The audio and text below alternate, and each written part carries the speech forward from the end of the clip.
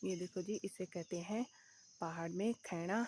और ये बहुत ही ज़्यादा मीठा फल होता है और एकदम बहुत ही ज़्यादा, जो भी पहाड़ों में इस तरह की चीज़ें होती हैं वो होती हैं एकदम प्योर, ऑर्गेनिक और आयुर्वेदिक। ये देखो,